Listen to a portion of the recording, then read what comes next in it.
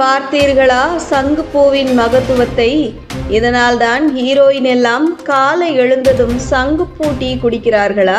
இந்த பாட்டி சொல்வது உண்மைதான். அவங்க வார்த்தைகளுக்குள் ஒரு பாரம்பரிய மருத்துவ மரபு மறைந்திருக்கு. இந்த வீடியோவில் ஒரு பாட்டி எளிமையா சொல்லும் சங்குப்பூவின் நன்மைகள் உண்மையிலேயே அற்புதம். அவங்க சொல்வது சிலதான், நமக்கு தெரிந்த விட நீளமா ஆழமா இருக்கு. தமிழர் வீட்டு வாசலில் அலங்காரம் மட்டுமல்ல, ஆரோக்கியத்தின் காவலனாகவும் சங்குப்பூ நம்மோட வாழ்வில் இருந்திருக்கு. ஆனால் இப்போல்லாம் யார் அதை பின்பற்றுகிறார்கள்? சங்குப்பூவில் இருக்கும் நன்மை தெரிந்தால் அசந்துடுவீங்க. ஞாபக சக்தி அதிகரிக்கும், மூளை சுறுசுறுப்புடன் செயல்பட உதவும், மாணவர்கள் பருக இத்தனை நல்லது, மன அழுத்தம் குறையும், டீயாக செய்து குடித்தால் நிம்மதியை கொடுக்கும், தூக்கத்தையும் மேம்படுத்தும், நுரையீரல் மற்றும் குடல் சுத்திகரிப்பு, இஞ்சி சாற்றுடன் கலந்து குடித்தால் சளி, இருமல், நுரையீரல் பிரச்சனைகளுக்கு தீர்வு, மூட்டு வலி மற்றும் வீக்கம் குறைக்கும், இயற்கையான ஆன்டி இன்ஃப்ளமேட்டரி தன்மை கொண்டது, சிறுநீரகங்கள் சுத்தமாகும், அதன் வேரை நீரில் ஊற வைத்து குடித்தால் சிறுநீரில் இருக்கும் கழிவுகள் வெளியேறும், தோல் பிரச்சனைகளுக்கு நிவாரணம், பூ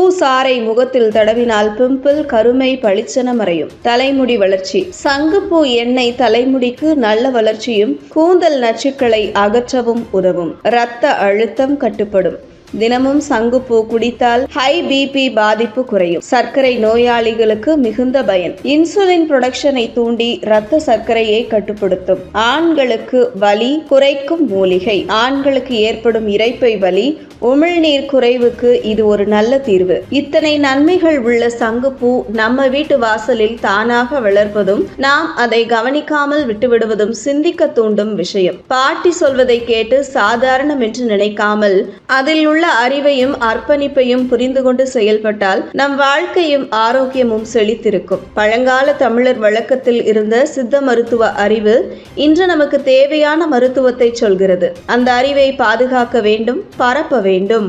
பாருங்க பசங்களா, இதுதான் சங்குப்பூ. இந்த சங்குப்பூ எதுக்காகன்னா, உங்க உடம்பு ரொம்ப சூடா இருந்ததுன்னா இப்ப மறக்காம அந்த சங்குப்பூவை பிச்சு சுடுதண்ணில போட்டு வடிகட்டி அந்த தண்ணிய குடிச்சீங்கன்னா உடம்பு சூட்டெல்லாம் குறைக்கும் பசங்களா அந்த சங்குப்பூ.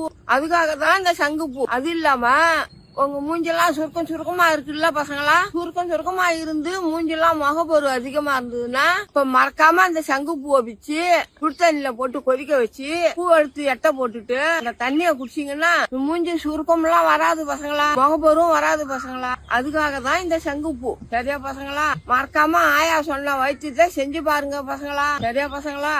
பாய்.